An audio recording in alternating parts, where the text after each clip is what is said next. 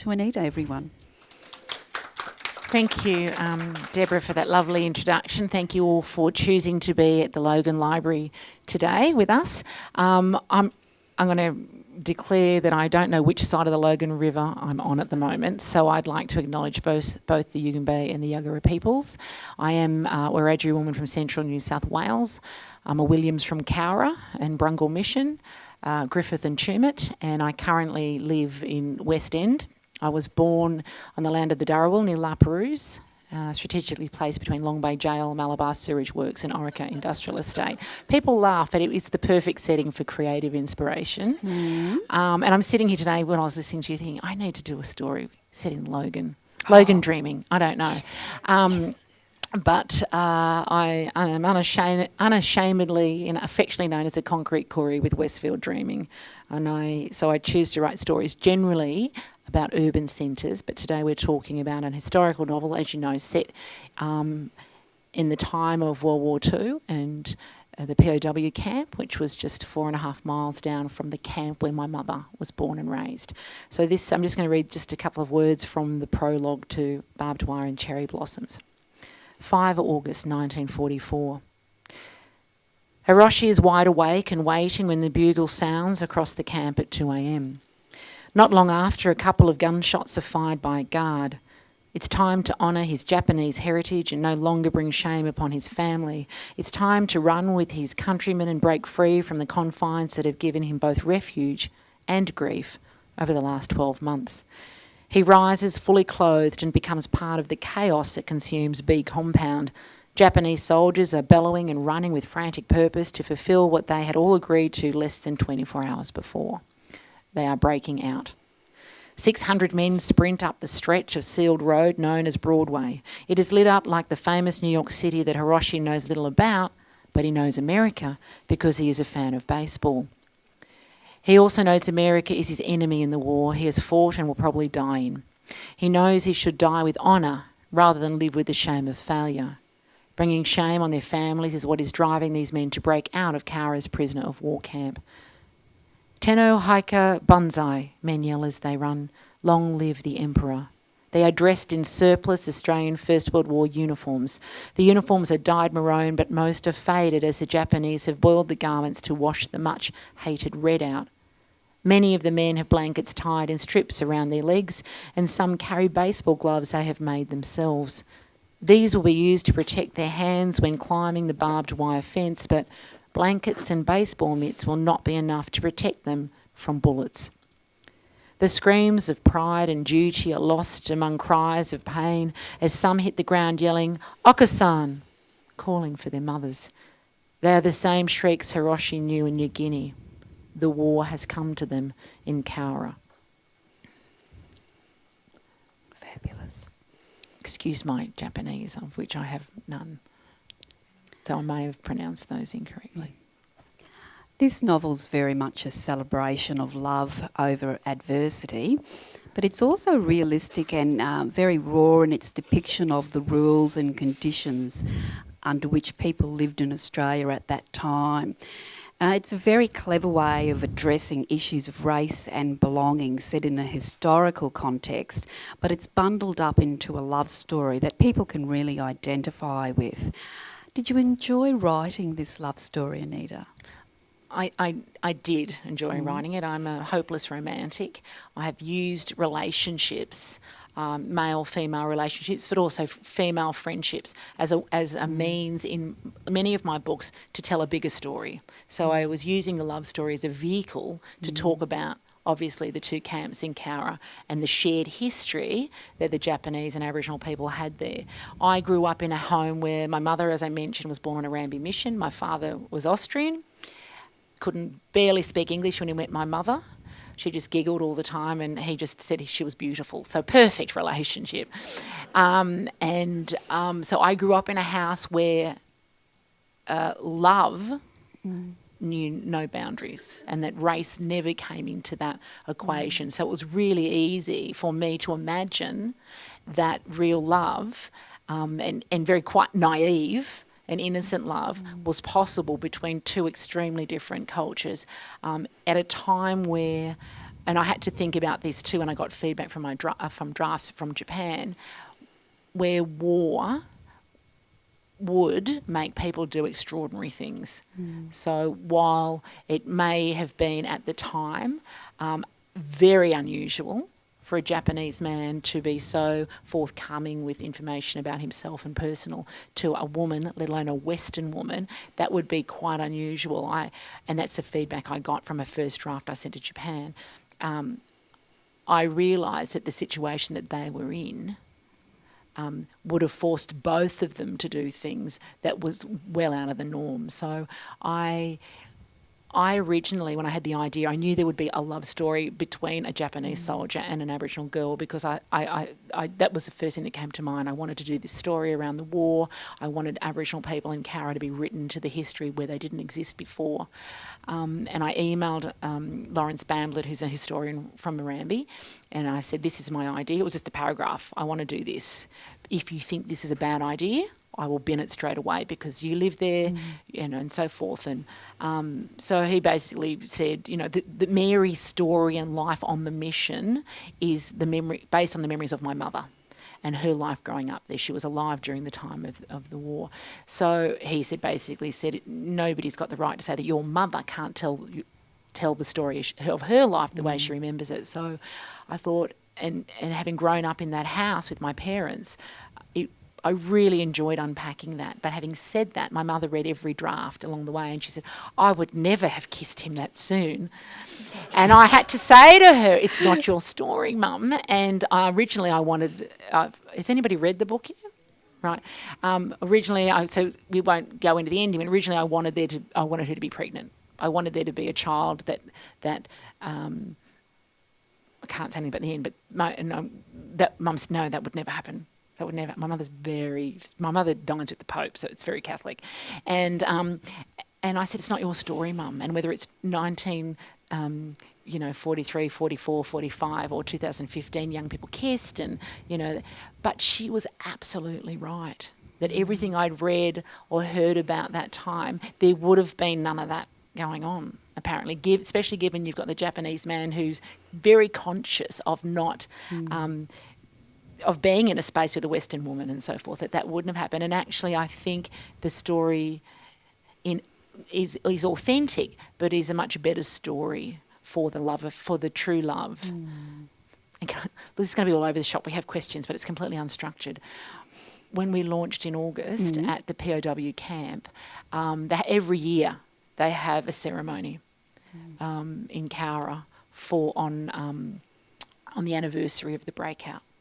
And so, no, why wasn't the anniversary of the breakout? It was August. Was it? Yeah, 5th of August, yeah, it's on the anniversary of the breakout. And so there's dignitaries, Japanese dignitaries there. Sometimes the ambassador comes across, and I met the military attaché, and I felt like Mary. Oh. So there was a moment. I'm sure he didn't think there was a moment, but I felt like there was a moment. He hasn't read the book, but it was the most bizarre thing. I'm there with the mayor at the War Memorial Cemetery, and we exchanged business cards, and I said to the mayor, oh, that was like Hiroshi and Mary. It was extraordinary. It's like I'd written. Yes. I'd written myself back in time it was bizarre. And then I said, can you imagine what I said next? Is this getting edited? I said, is he married? And the mayor said, we'll find out.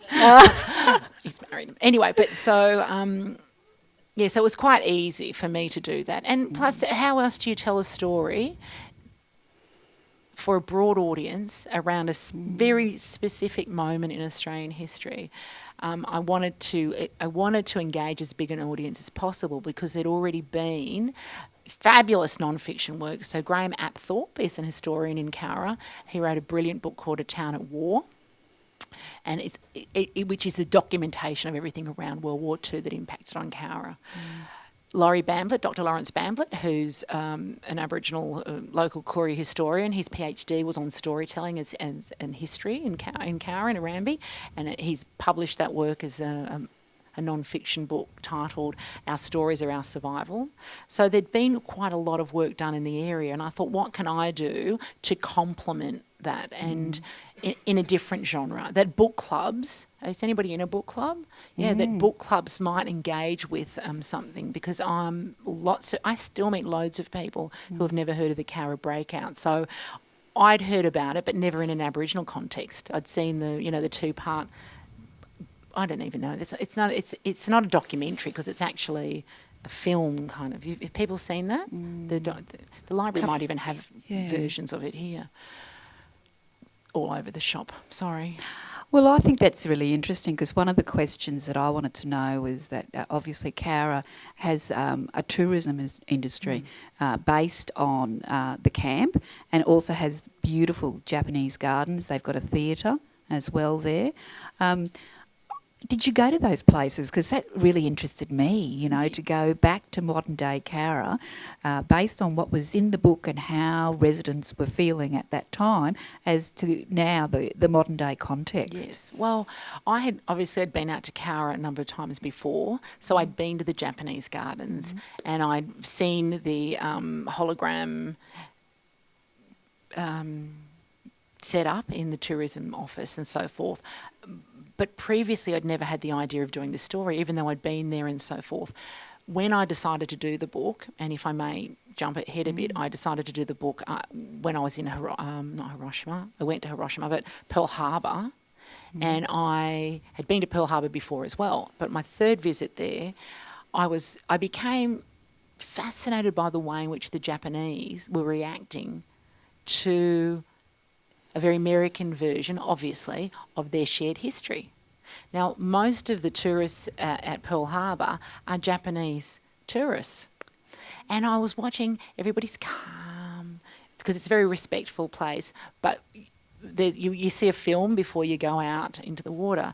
And as I say, it's a very American version, and the colonised tell a very different version of events to the colonisers. And I thought, it made me think straight away, how would it be, the same thing, the recording of history in Australia is an example of that, but it made me realise that nothing had ever been recorded about Aboriginal people in World War II, or the relationship of Aboriginal people in town during the Cowra breakout.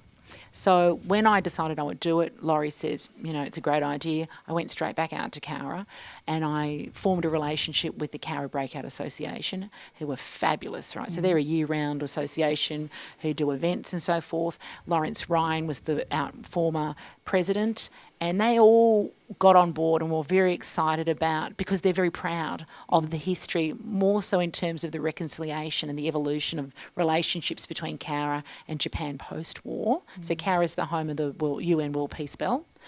And so I went back there. Lawrence Ryan walked me around the POW camp and pointed out where different things were in the Italian compound and so forth, and that I probably wouldn't have got from reading a book. So I could visualise. I walked up and down Broadway where the men had run that night. They've done a really good job at trying to recreate the tower, and they've got commentary going and so forth. And I looked at everything completely differently. I didn't look at it as like a tourist. I looked at it as someone interested in really trying to understand what happened on that night, and then going through the cemetery and so forth. It's the only cemetery outside of Japan that has Japanese soldiers buried there, and the Japanese government had come out to Cowra to repatriate remains and so forth, and saw what a beautiful job that the RSL had done.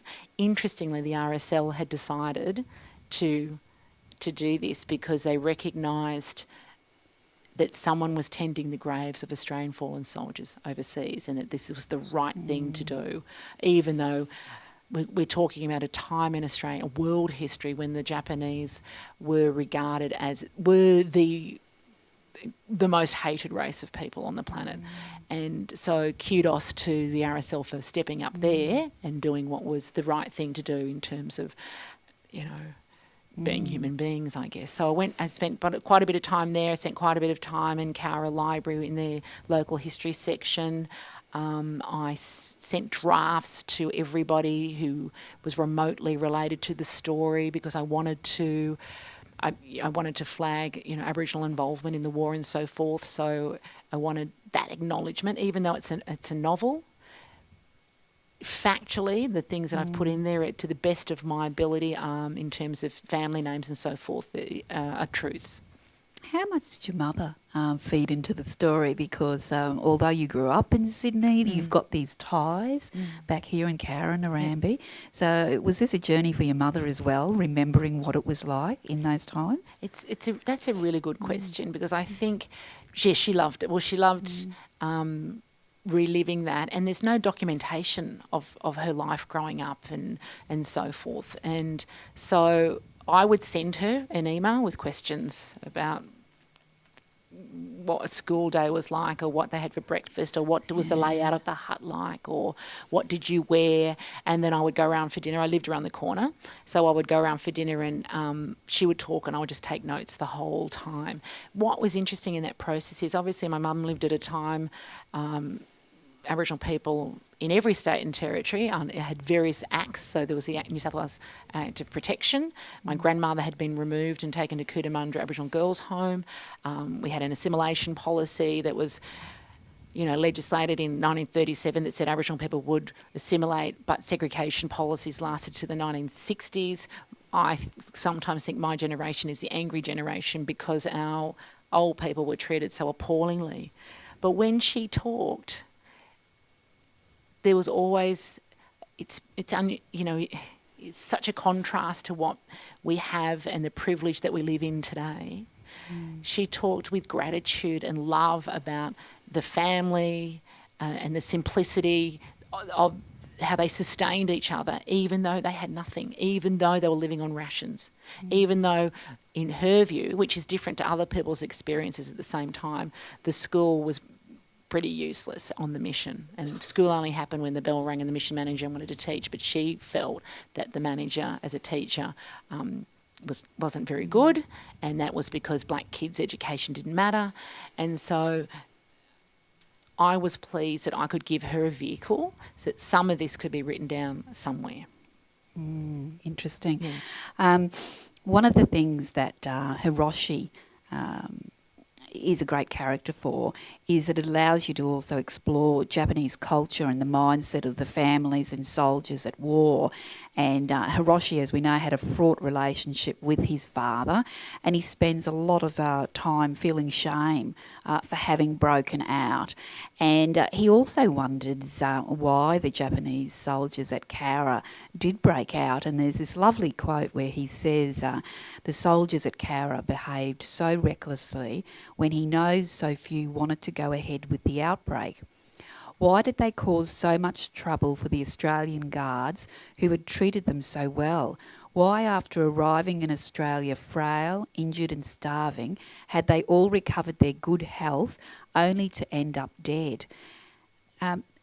What do you think were some of the answers to these questions? It's really interesting you pull that particular piece out, because the first draft that I put in, some of the material that I'd put in there around that and around the positive space that many Japanese soldiers felt they were in that camp, my editor had said, this just sounds like Australian government propaganda. What had happened was I went to Japan and I interviewed a woman by the name of Professor. Actually, her title is Extraordinary Professor. I wasn't quite sure if I was supposed to curtsy when I met her. And she's extraordinary, but that's the title. She, Professor Mami Yamada, and she has interviewed a number of POWs, and interestingly, many of them within literally weeks and months of telling her their story, passed away. It's like they were waiting, because it's not a conversation people were having. Now, Mami Yamada had a relationship with Cowra. Her husband is an artist, and somebody was critiquing the artwork, and they became friends. And 5 years later, the reviewer is in Japan and gets up one day, because they're friends, and says, I need to make a phone call today, but can you translate it for me? And she says, of course, what's it about? And he tells her about the Cowra breakout, and it's the first she's ever heard about it. So she goes on to do study around that, and now teaches that. But this is not a conversation the Japanese have been having. So Hiroshi's shame was not only about being a POW, where many of them names were changed, or they believed, so the families just believed they had died at war, and that brings honour on your family. There was a shame of being hiding then as that as well. But I obviously had no cultural knowledge of a Japanese soldier's mindset. I mean, that would be impossible. But I had access to somebody who was quite generous in telling me things like what the Japanese soldiers ate every day, that many of them were grateful for the way they were treated in the POW camp, that she talked about one gentleman who she interviewed who said that I would love my children to go and live in Australia because they'd been shown so much humanity, and it was interesting. But none of this has been written down. It's not in English, so her PhD is in Japanese, so I can't even read it. So there's a lot of story that we don't know. So I was just fortunate that I could get a better understanding of what Hiroshi might be thinking and feeling. And as I mentioned before, I sent drafts to her, and then so she said, "Oh, Anita, I don't think this," and then I panicked. I go, "How am I going to make this story work?" And then I sent the book. So I've made the changes, and then I sent the book, and then heard nothing for about 6 months. Oh my, can you imagine? It's like my worst nightmare. But then I emailed it last week because I'm going to Japan to do some teaching, and I said, "I'm coming over, and did you get the book?" And then she's, "You've done a really good job," because the idea is this is their story. It's got to be. It doesn't matter if I've got it right from our perspective. This is their story too. There's no point in people reading, in my view, even if it's a novel. You assume people are reading that, understanding it's an historical novel or historical romance, but there is truth in the story. So it would have been impossible, in hindsight now, it would have been impossible for me to create a character like Hiroshi without having some insight from Japan. Did that answer the question? Yeah, thank you, Anita. I think it does. And I think, too, it then leads on to another question. It's almost like, the snapshot of what Australia was like at that time, because, as we know, the Japanese soldiers were looked after very well. They basically had better food and facilities than the neighbouring Aboriginal community nearby. And this, I know, those families knew that. They knew that the soldiers were being better looked after than them. Pleased to say that we treated our POWs to the letter of the law under the Geneva Convention, which I think was signed in 1929. And so they had medical treatment. There was a hospital at the POW camp, while in town the hospital was segregated and sheets had Abo written on it, so they weren't used with white people. The cinema was segregated, but this was a time also. It's before 1967. It's a time when our people were going to war, not as citizens, but being treated like soldiers normally on the ground, and coming home and being treated by less than citizens coming back. Aboriginal people. Well, there's some confusion around this. So the general consensus is that Aboriginal people were under the Flora and Fauna Act, and so the idea, so we're not even classed as human beings, and the idea that my mother, the ration shed I think was an old horse stable from memory that my mother said, and so people knew that they in the story, Mary doesn't know that there's a hospital.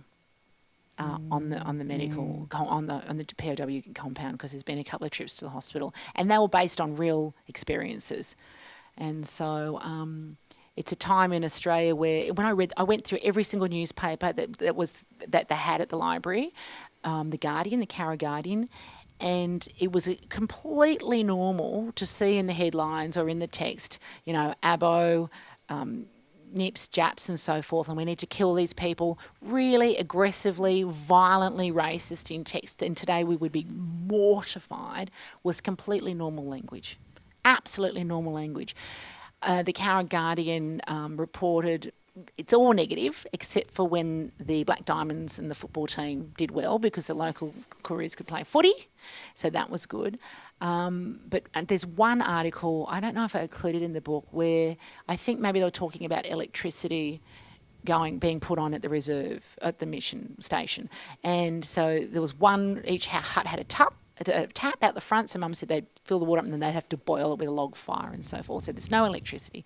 And the headline, and this was something along the lines of, this isn't the words, but this was the tone, the whinging blacks, they've got water, what more do they want, sort of thing. So it was, it's a time when the country counted heads of cattle and cats and dogs, but they didn't count blackfellas. So that's the space that people were living in, and that the locals would rather have an Italian POW do their work than hire a blackfella.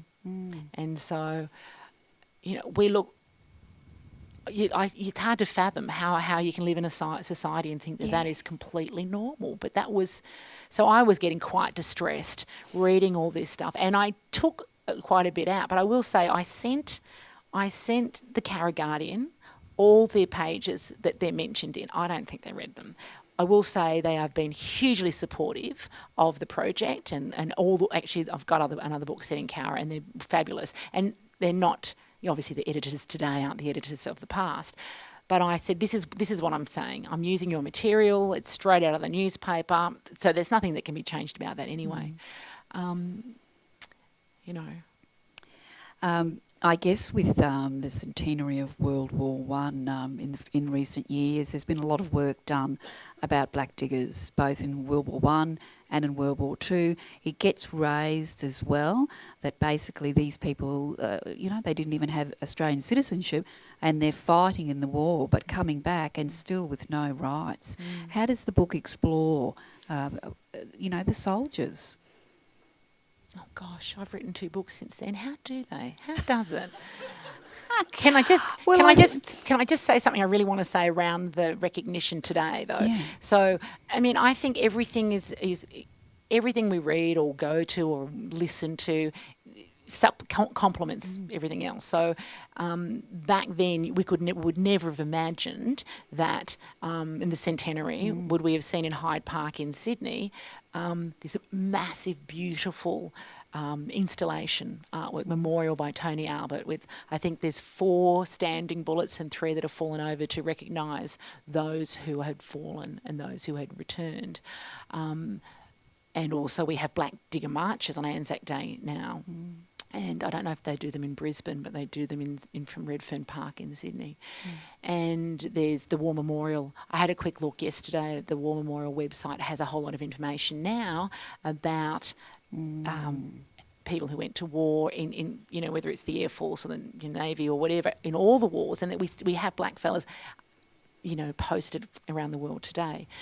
I think it's really hard in a novel without having these talking heads going all the time, which is why we need a bit of romance, to unpack those issues. So I tried to... The idea is also that people read something and then take it upon themselves to go, oh, I might go and explore this part. I might go and find out what other books are about in terms of Aboriginal people at war. Has anybody read Kenny Lawton's Not Quite Men, No Longer Boys? It's about the Vietnam War. So it's probably one of the first faction books that I read by a black fella. And so Kenny went to Vietnam. And it's written as a novel. It's very raw. The language is very raw.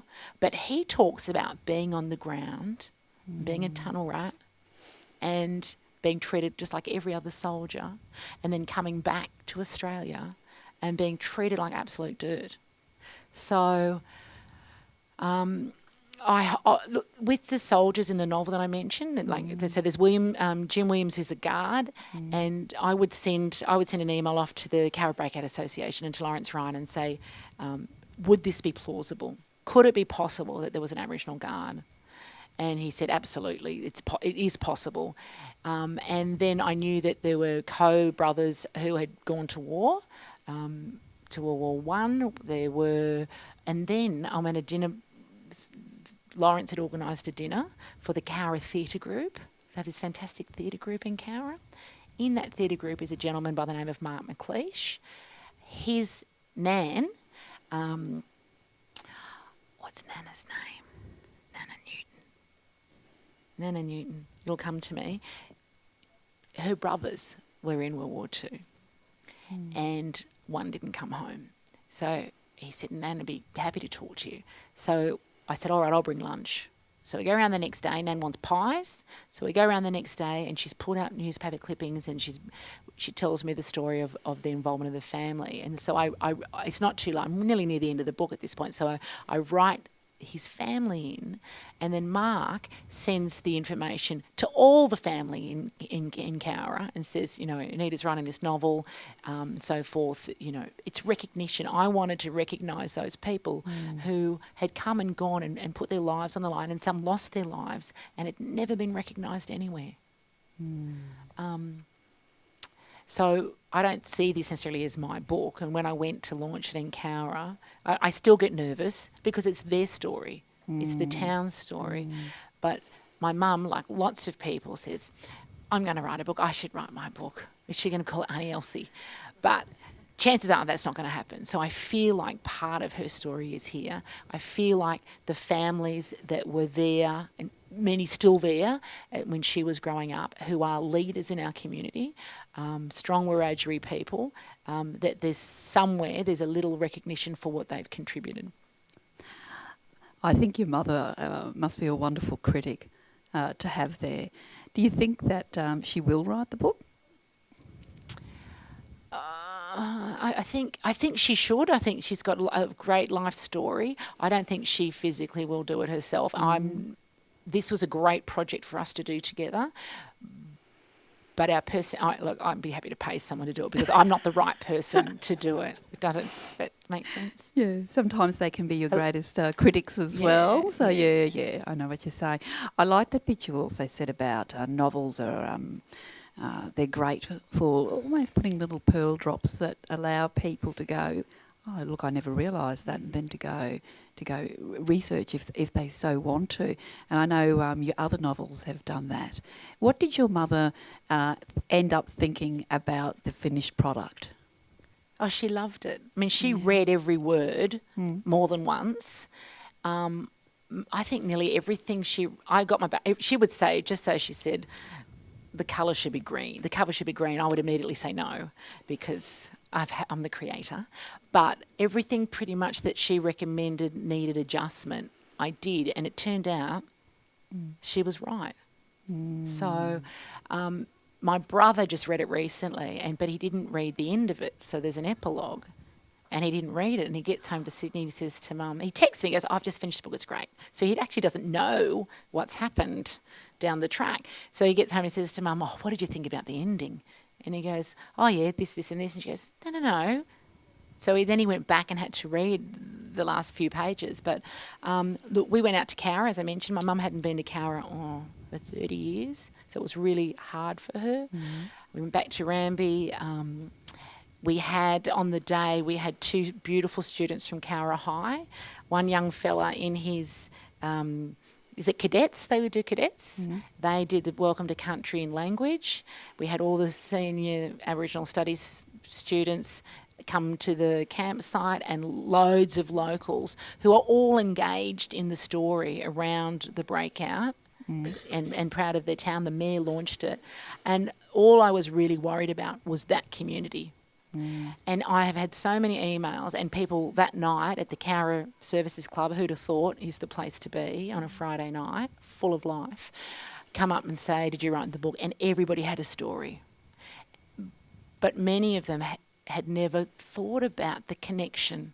And they are connected. They are connected. And they never thought about Erambie as another camp, which it was. People were... You know, their freedom of movement was stifled. They couldn't just come and go.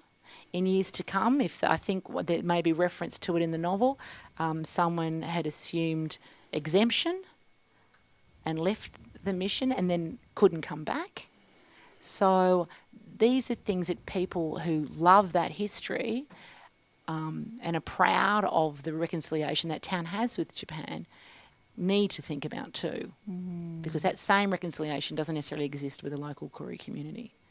But so part of me, and I didn't write it for that purpose. I wrote it because I wanted to write Aboriginal people into the history of Cowra. But maybe a positive outcome will be that it will be another springboard for conversation locally. So I got to speak to the local history association, and everybody's passionate and fabulous. But sometimes we just need to shift the conversation as well. Anita, I mentioned before we started, this year Logan City Council has made 2017 Year of Reconciliation. So there'll be some great events for staff and for the public over this coming year that explore Aboriginal and Torres Strait Islander cultures and history, but also giving it local context as well. But just based on what you just said before about reconciliation, what does reconciliation mean to you? I think you've just given an example of a local context for Erambie, but I think that's a really hard question. Like somebody said to me, "What would reconciliation look like for you?" And I said, "Well, I'd be out of a job because we'd all have the same health statistics. We'd all have access to everything. We'd all, it would all be." We'd be on a level playing field. Before I answer that question, I just want to say I've been a National Reconciliation Week ambassador. I think it was 2012. I am working on a reconciliation action plan with Icon Group, which is the largest provider of cancer care in Australia, who want to be providing cancer care to Aboriginal and Torres Strait Islander people. But I haven't always been an advocate. So in the 90s, I couldn't understand this concept of a government body having to create a process for white fellas to respect black fellas. I thought this is a bizarre thing. Why do people need to be structured into behaving normal in my world? And then in 96, I was living on the Gold Coast and I got invited to a women's reconciliation dinner in Brisbane by Jackie Huggins. Some of you may have heard of Jackie. She's a historian, Murray woman from Cherbourg, Republican, brilliant, and an author. She's got a fantastic memoir, biography out with her late mother, Auntie Rita. So I recommend that. You've probably got it on the shelves here. And so she invited me to this dinner, and the room held 250 people. They illegally squashed in 400 women on that night. There's like a black fella at black woman at every table. And I completely shifted my view of what reconciliation or the process of reconciliation meant. So at one point, all the non-Indigenous women in the room stood up and made a pledge to bring into the process other women. And I looked around and I thought, this is an extraordinary grassroots movement that is really about all of us living together respectfully. And I'll never forget that night, because not long after that, the MC, I can't remember who it was, said something like, "Now, ladies, if you've never had an opportunity to hug an Aboriginal woman before and there's one at your table, you might want to do that." That pissed me off. I don't want to be hugged by strangers, and that's not part of the process. You're all welcome to hug me later, though. That's fine, because we're all friends now. But I thought that was a bit weird myself. But that moment in time, and we talked about this briefly before, because as governments have come and gone, and political movements have come and gone, the reconciliation movement has had sustainability and it's gained momentum. And it's by people on the ground. It's libraries and it's just groups that get together. And I think that's extraordinary. So while everything's going on around us, there's still this group of people that come together wherever they are regularly, or have their coffees and conversations, and talk about how can we do things better as a community. Very grassroots. Very grassroots, because it's controlled by everyday people like us. And so I think I would like to be out of work. I would like to not have to do professional development around embedding Indigenous studies in the classroom. Having said that, I'm grateful that we have at least come to that point, that our curriculum, our national curriculum, requires in the classroom that our students are learning perspectives about their own history and geography and so forth with an Indigenous perspective. Thanks, Anita. I don't know if that answers. It's a hard question. No, that's really good. And I hate to say it, I'm a librarian. I always ask this question at our conversations, and that is there an author or a book that has really driven you in your career as a writer? I would say a book that I've got a hard copy. It's a second edition, but hard copy of that I often use for a whole range of things, and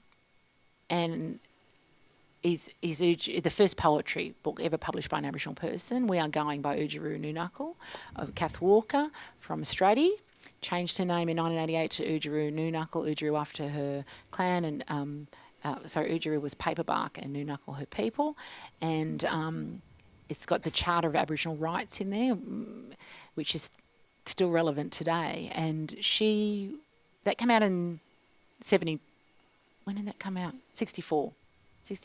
She presented that in 72 at a FCATSI meeting in the Federal Council of Aboriginal and Torres Strait Islander Peoples in Adelaide, come home, and her house had been trashed. So brilliant were her words, not only at the time but today, that reviewers did not believe that it was written by an Aboriginal person. It's extraordinary. And I think her words and her activism and her stories are an amazing legacy for all Australians. And so I often go back to that book. And finally, what is your next writing challenge? And have you any other news to tell us as to your next adventures in life? I thought maybe you were asking me some news about Valentine's Day. Looking for a Valentine. I'm working. Has anybody heard of Valerie Parv? She's a romance. Now, Valerie Parv lives in Young's in New South Wales, Wiradjuri country. Valerie Parv has sold about 30 million books worldwide. She's a romance writer. She's in the bestseller list of the USA Today and so forth, right? Best woman. She's funny. She's awesome. Lots of fun. Met her on Twitter. I'm in Hawaii last year, my last night, and I'm being very grown up, and I take myself to a fancy pants bar where I can only afford to buy one drink, and it comes out with a real rose in. I feel very elegant and special. And I put the photo on Facebook, and Valerie makes some comment. She loves Hawaii too. And I said, I think we should get 10 women to come to this hotel for 3 days, sit around the bar, and then we all go away and we write a story. We do an anthology. We set a story. We all write a story set in this hotel. And then she tags in her agent, and I tag in my agent, and 2 weeks later, I'm not thinking really, honestly, anything of it. And then 2 weeks later, she sends me an email. She goes, I cannot stop thinking about, I've got an idea. So we back and forth for a couple of months, and we come up with, a 2-page concept. I fly to Canberra in last December for 3 days. She drives across from Young. We spend 3 days mapping out the book that will be set in Hawaii. So I have to go back for research. So that I'm going in August. All the tax, terrible. I'd rather be in Logan. We'd rather you be here too. I'll talk about that being in Logan in a minute. But so we're working on something called griplit, which is gripping literature. It's not romance, but there will be obviously maybe some romance in there, but there'll be suspense and maybe some crime, and set in 2 different time frames. I can't give too much away, but this would only work because Valerie and I are the same kind of writer. So there's 2 kinds of writers. There's plotters and pantsters, and Valerie and I are both plotters, and that means you map the entire book out and you do your research before you start writing, where pantsters will just sit down and fly by the seat of their pants. Most of my friends are pantsters. Who in the room thinks it would be a pantster? Just sit down and write. And plotters? Right, that's interesting. This is completely reversed because, when I do workshops, most people in the room are pantsters. And I can't teach people how to write as pantsters. I can only teach by mapping out. And so we sat down, and that's the only way this would have worked, and that is because we both work the same way. So the goal is I will work on, we have to submit 2 chapters each in March, and then we'll shop that around, and hopefully we'll get a deal, and I can go back to Hawaii to research. Get another drink with the rose. Have one drink with a rose in it. No, I did want to say about Logan, though, because I woke up this morning feeling like everybody else, exhausted and hot and bothered and thinking, I've got to drive down the highway to Logan. And then I did a session this morning with a couple of little kids and the elders at Logan Central. And I often say to kids when I go in the classroom, if you could wake up anywhere today, where would it be? And they say Hawaii or wherever their family's from. It's beautiful. But I always say, I would wake up right here. And I just feel so happy to be back at Logan Libraries, because I didn't realise it's 9. It's about 9, isn't it? 9, yes. So it's a big tour. But it's wonderful to be here again, so thank you. Oh, thank you so much, Anita, for being here today. And are we going to finish with another reading? Have we got time? Do you want another reading? I thought I'd just finish with when Mary and Hiroshi first meet. And I don't need these for reading. So this is the morning after they find the father coming. So have I got time for that? You sure? Okay. So this is chapter 2. Do people vaguely know the story? So Hiroshi, there's a breakout. And the only way I could make it work was to have one soldier actually escape. So everybody was rounded up or killed. So I had to have one that could escape. So he runs into the dark of night. He finds himself, well, he doesn't know where he is, but he hides under hut number 16, which was my family's hut at Erambie. And they take him in and hide him till the end of the war. Okay, so they have no real strategy, but the Banjo Williams, who I modelled my grandfather on, says, well, the Japanese are at war with the Australian government, and I'm at war with the Australian government because of the way they treat us. So we're on the same side. This is the basic logic, but it's what drives the story. So they've hidden him in the air raid shelters. They had an air raid shelter, of course, that nobody's going to look in. They've hidden him down the back next to the lavatory in the air raid shelter. So in the morning after the next day, don't let the guthers anywhere near the river today, Banjo orders Joan. He's shaking as he lights a cigarette and pulls a chair out to collapse onto.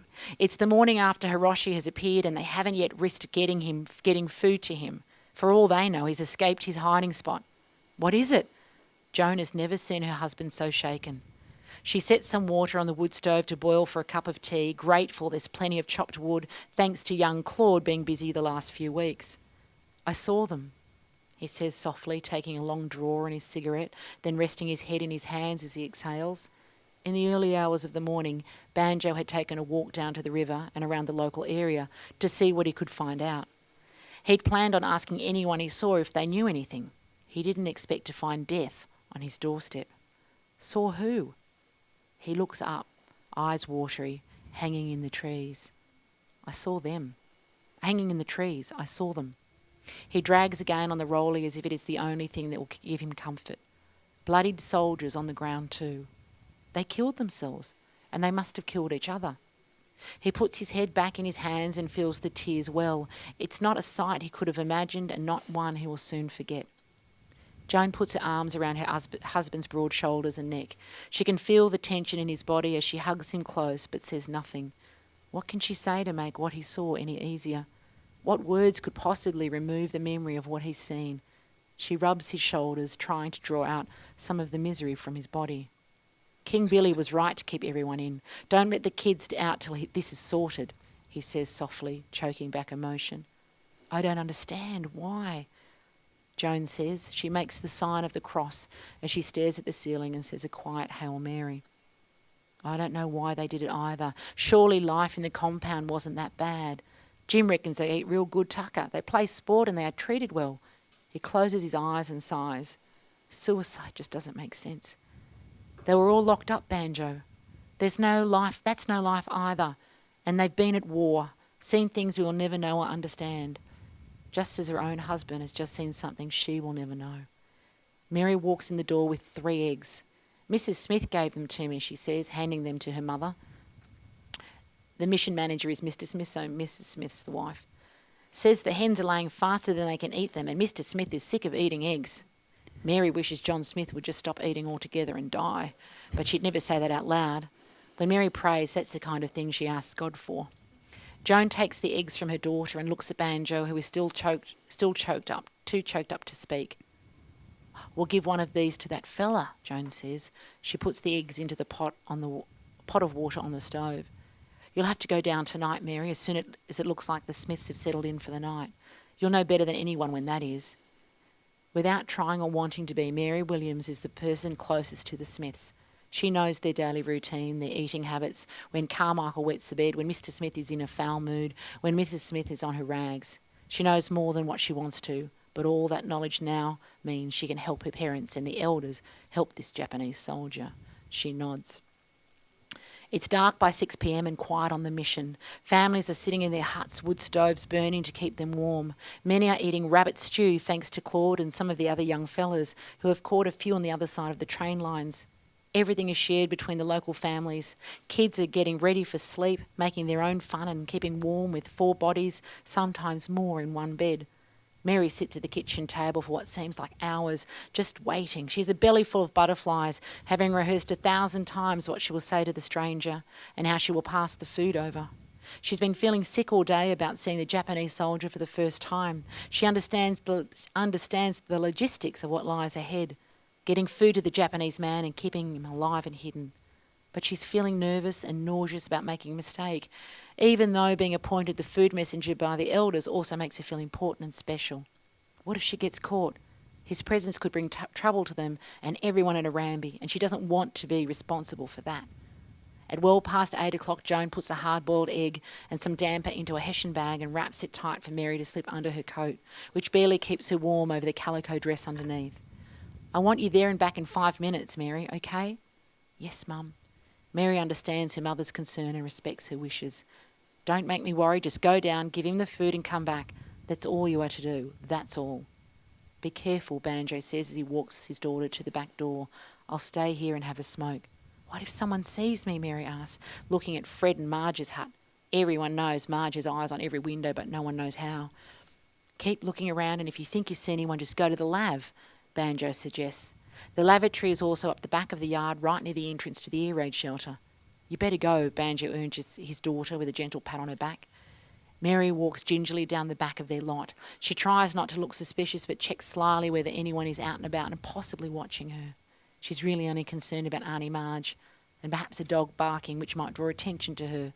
All the huts have lights on and it's early, but it's too cold for anyone to be outside, other than Claude, who she sees smoking in the distance.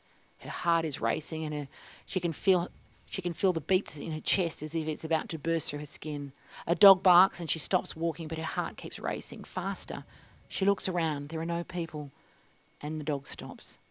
When she gets to the shelter, she struggles to move the sheet of corrugated iron that covers the entrance. And when she finally slides it across, it's noisy in the still of the night. She's convinced someone will hear her. She looks around nervously. Her father is still at the back door of their hut. No one seems to be around, so she climbs in, pulls the sheet of iron across again and makes her way down the unsteady ladder into the dark pit. She counts the rungs so it's easier the next time. 10 rungs, then 1 foot on the ground. When she reaches the bottom, she feels around for the lantern her father had told her is hanging at shoulder height on the left. She lights a match and then the lantern, and there, in the corner, she sees a man whose slumped body conveys his fear and gratitude. He watches her with hollow eyes that she believes must hold the horrendous stories of war. The man's face is filled with desperation, but is also gentle as he looks at Mary and sees a saviour. At that moment, she feels sorry for him. The man stands slowly. He's weak but respectful. He bows. Mary is startled, unsure of the custom, then bows in response. She hesitates to make eye contact, feeling conscious that she's never been alone with a man in any space before other than her father and Mr. Smith. But that experience is always terrifying. There is so much about this moment that is new to Mary, and she is thrilled and nervous at once. She doesn't realise that the man feels the same, awkward in her presence, a member of the enemy nation, and yet he stays, perhaps not knowing a better place to be while away from home and not wanting to go back to being an official prisoner. Mary takes the parcel of food from under her coat, unwrapping it and handing it to him. "Here," she says, not expecting him to understand English, "to eat, an egg and some damper." She motions her hands to her mouth and realises immediately how stupid she must look. Of course it is food, and he will know that. "Thank you," he says. Hiroshi has eaten eggs before, but not damper. But he doesn't care what it is, as he's starving and is grateful for any food at all. He's desperate to eat, but too polite to do so while she's there. For all the stereotypes she has heard about the Japanese, the one that was missing is that they are incredibly polite. He speaks English, and although she's intrigued and wants to know how and why, she's conscious that she's already been there longer than 5 minutes, the 5 minutes her mother has given her. "I must go," she says, folding the hessian bag and putting it under her coat again. She pauses. There's a lavatory, a toilet up the ladder. She points to the sky. To empty the bucket, she looks towards the corner where a faint stench comes from. "Be careful. Be fast." Don't stay up there. My parents will get angry. No one knows you are here. We are keeping you safe. He nods, trying to understand so much, so quickly, feeling embarrassment and shame about everything. I'll be back tomorrow and we'll bring something for you to wash with and some more food, she says as she turns to blow the lamp out. On the first rung of her climb back to the top, she hears the man repeat faintly, "Thank you. Thank you." Anita, on behalf of Logan City Council Libraries, thank you for joining us today.